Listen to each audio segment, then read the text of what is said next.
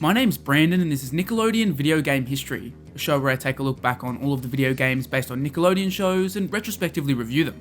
Jimmy Neutron is a pretty interesting case study when looking at the way Nickelodeon handled things like promotion and marketing for their Nicktoons. Shows like Rugrats and SpongeBob became gigantic successes, but that success was largely organic. Nick launched the shows, they were really good and drew in large numbers of fans, and then they marketed the crap out of them. Jimmy Neutron, on the other hand, was a bit less organic. To look at the history of the franchise, you actually have to go all the way back to the 1980s. The idea for Jimmy Neutron was first spawned in the 1980s by John A. Davis, who wrote a script for a short film titled Runaway Rocket Boy. This script sat dormant for years until Davis eventually rediscovered it in the 90s and decided to retool it as a computer animated short. The end goal was to hopefully turn it into a TV show. The short demo of Davis's idea was created in 1995 and started generating some buzz. This resulted in a pitch to Nickelodeon, who were enthralled with Jimmy Neutron. They didn't just want to pick up a show, they wanted to make a feature film too. Production began on the film version of Jimmy Neutron Boy Genius in early 2000, with the finished product hitting theaters on December 21, 2001. Needless to say, the film was a box office hit, grossing $103 million worldwide on a budget of only $30 million. It was also nominated for the very first Academy Award for Best Animated Feature, but ultimately lost to Shrek. With the breakout success of the film, Nickelodeon was more confident than ever to jump into the planned TV show. The Adventures of Jimmy Neutron Boy Genius premiered on July 20, 2002. Running for 3 seasons until late 2006, Nickelodeon would attempt to return to the well 4 years later with the Planet Sheen spin-off. This only lasted a single season. It's impossible to overstate how obsessed Nickelodeon was with Jimmy Neutron. You can even find a video on YouTube where they detail the plan they had for the insane marketing push. Alongside the show and film, there was also Jimmy Neutron's Nicktoon Blast, a ride at Universal Studios Florida that opened on April 11, 2003 and hung around until 2011. Most importantly for the franchise, the marketing push included video games in a major way. On November 7, 2001, the PC version of Jimmy Neutron Boy Genius released, with the GBA version following 2 days later. However, while those versions found their way into players' hands a month and a half before the film released, the home console versions fell on the other side of the spectrum. They wouldn't release until September 25, 2002, a couple months after the show had debuted. Each version of Jimmy Neutron Boy Genius is unique, but I'll only be looking at the home console and GBA versions as I usually do. Jimmy Neutron for the GBA was developed by Humansoft.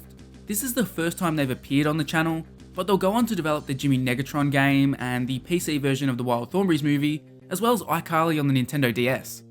As for the PS2 and GameCube versions, those were handled by Big Sky Interactive. They developed only 2 games in their entire existence, this and Revenge of the Flying Dutchman. Oh boy, is their background history interesting as hell. Initially formed from the remains of Callisto Interactive's US division, Big Sky went bankrupt in March of 2003 after being blacklisted by THQ, who had attempted to take ownership of Big Sky. There's a really great YouTube video that dives deep into this, and I'll touch on that drama in far more depth when I cover Revenge of the Flying Dutchman. Critically, the reception for Boy Genius was all over the shop. The GameCube version received scores in the low 4s, while the PS2 version averaged a 6.9. On the other hand, the GBA game was unanimously praised, averaging an 8.2 from reviewers. That average genuinely puts it in contention as one of the highest rated Nickelodeon games of all time. So, let's blast off into the stars to take a look at Jimmy Neutron Boy Genius.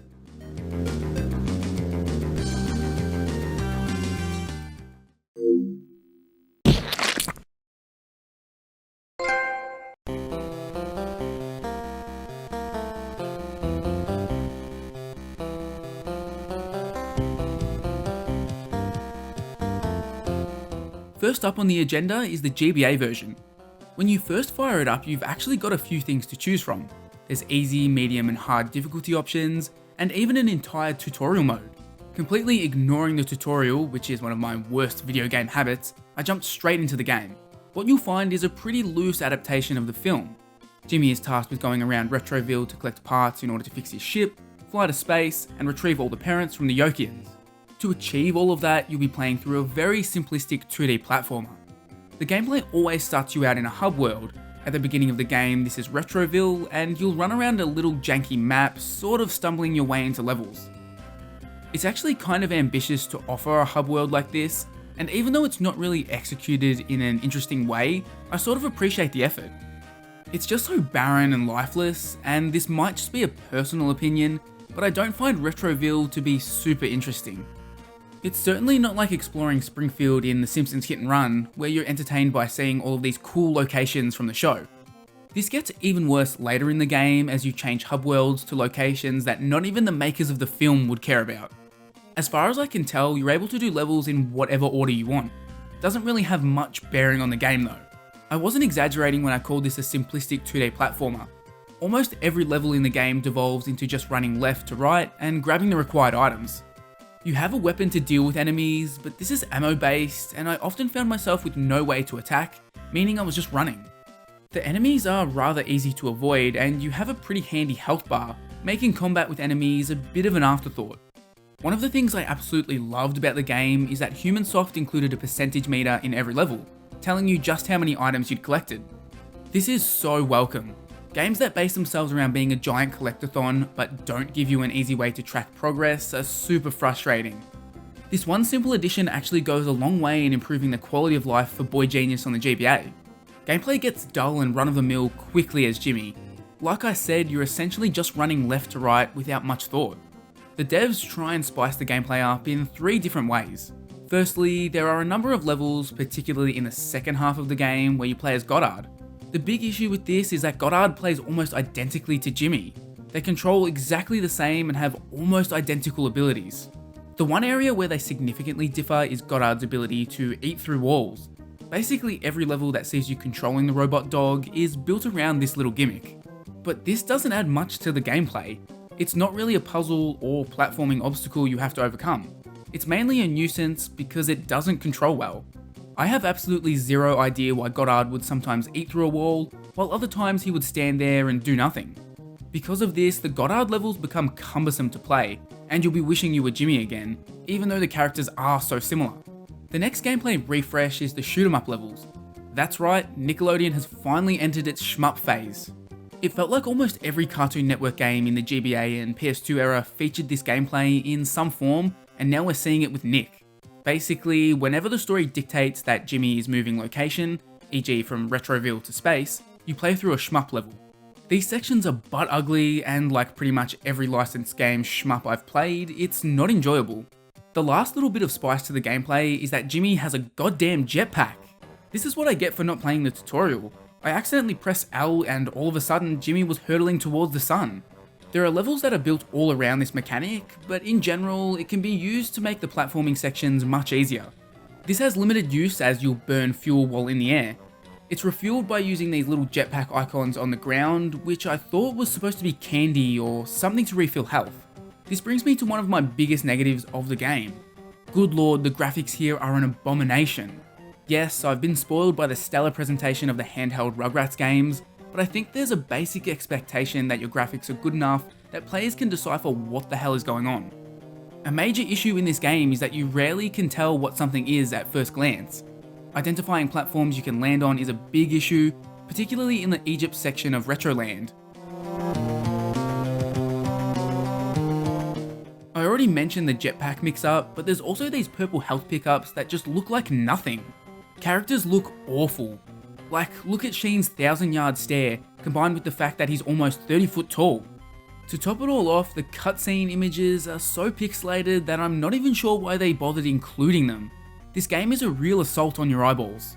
Annoyingly, I'm pretty sure the game only features one track per area, so when you're doing all of the Retroville levels, you're listening to the one song over and over again.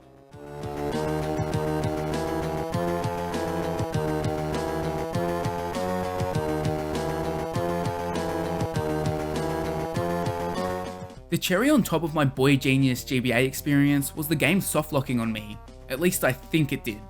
So during a level on the Yokian planet section, I ended up in an area with no jetpack fuel and no refueling items around. After running around for a bit, I legitimately could not find a way to go forward or go back. Maybe I was majorly overlooking something, but it seems like HumanSoft neglected to factor in how the jetpack mechanic could seriously break the game. Oh no, sir, help, I'm stuck! I was stuck here with no way to progress, with my only option being to restart the whole level. Instead, I took this as a sign from God to call it quits. Jimmy Neutron Boy Genius on the GBA isn't egregiously bad, but it seriously lacks in being fun. The gameplay is so basic that it becomes boring to play. The things they do to spice it up are either poorly executed or barely a change from the status quo, and then you've got all the issues with the presentation. It's a dull, tedious slog, and I can't say I'd recommend this to anybody, not even the most hardcore Jimmy Neutron fan. Let's see what the apparently worse home console version has in store for us.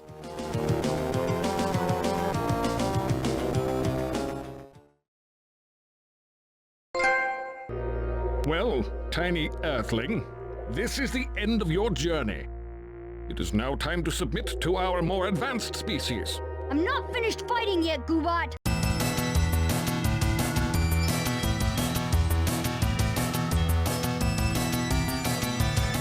This version of Jimmy Neutron Boy Genius is something I actually played as a kid. Granted, I literally never made it out of the first level, but I did technically play it. Surprisingly, this flashy home console version is quite similar to the GBA game in a lot of ways.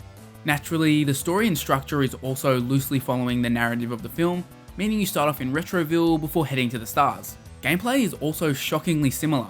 We've got a 3D platformer here instead of 2D, but it's also extremely basic, and your main goal is to run around relatively small levels and collect a few items.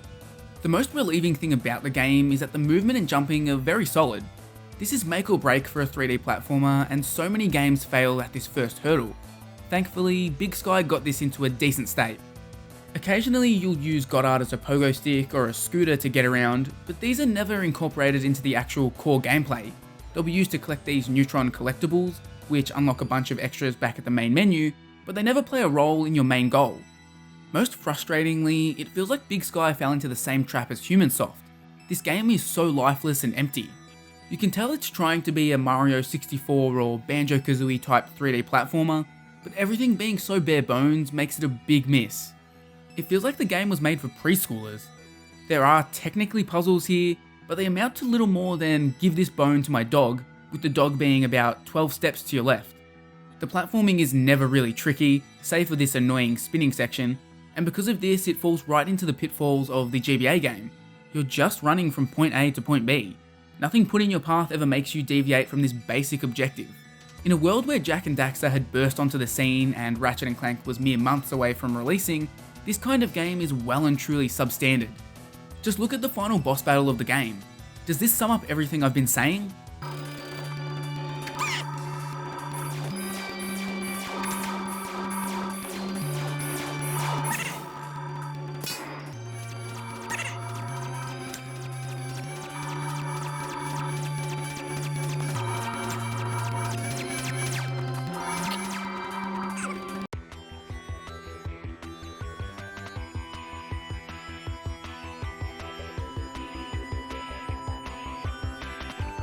The basic gameplay is just unenjoyable, but I haven't really dug into my actual negatives about the game yet.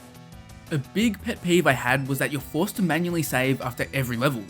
No, the game doesn't prompt you to save like any decent game would. Instead, you have to run to a designated save point to save your progress.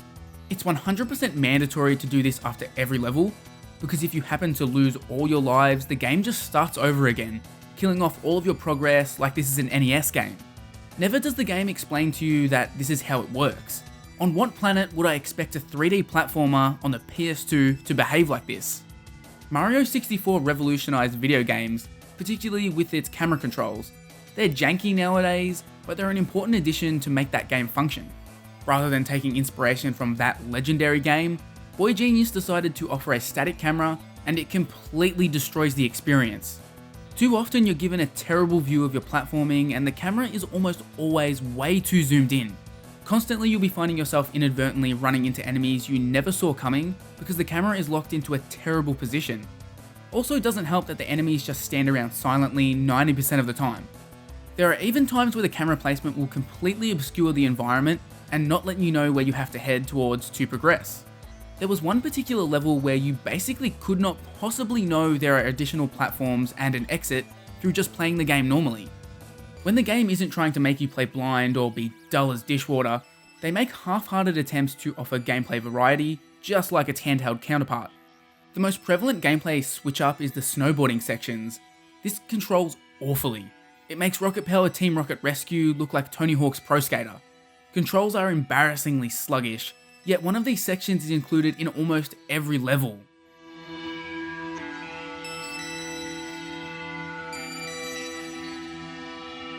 Then there's shoot 'em up gameplay. I told you Nick had entered their shmup phase. Honestly, these levels are quite good, but there's one big problem: you don't get anything out of them. Rather than being part of the story or anything, you'll instead find these dotted throughout levels as a sort of minigame. A minigame that doesn't give you anything for completing it. I'm not sure why they'd expect me to play this without any incentive. The shmup they've designed is solid, but not nearly good enough to just play it for the fun of it. And lastly, Boy Genius on home consoles also shares the terrible presentation quality of its handheld sibling. The cutscenes are nightmare fuel. I imagine my sleep paralysis demon would look like these characters.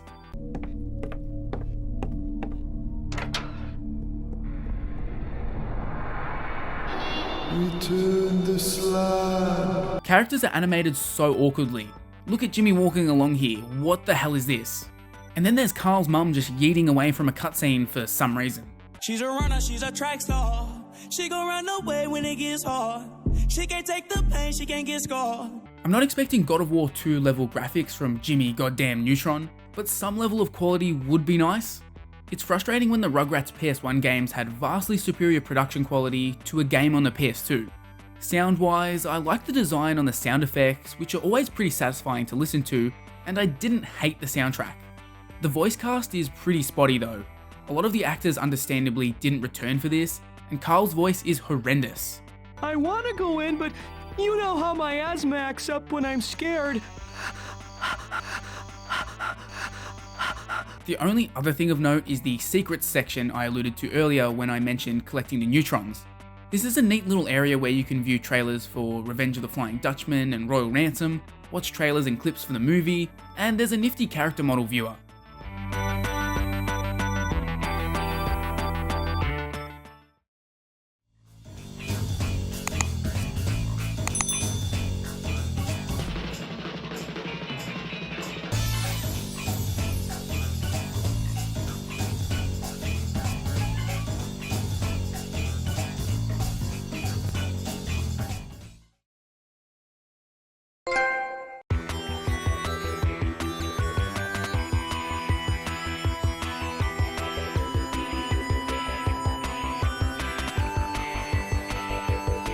Jimmy Neutron Boy Genius on home consoles is bad in pretty much every way. It fails in being a fun and interesting game. The other hook for a game like this is getting to experience the film in a unique way, but it fails on that account too. All you're left with is a very, very below average game. I went in with high hopes for both of these games after seeing their critical reception, but I couldn't disagree with those reviews anymore. Almost nothing about these games are passable. I would tell even the most hardcore Jimmy Neutron fan to stay well away. You know it's bad when watching trailers of other Nickelodeon games is one of the highlights of the entire experience. Next time we'll be looking at another Nickelodeon game based on a theatrical film. This time Hey Arnold is getting the treatment and also making its debut on Nickelodeon video game history. Nick is well and truly on fire at this point in its history. They're firing out films left and right, but unfortunately the video game adaptations have been majorly lacking. To make sure you don't miss out on that video, as well as upcoming reviews for Revenge of the Flying Dutchman, Nickelodeon Party Blast, and the follow-up Jimmy Neutron home console games, make sure you're subscribed.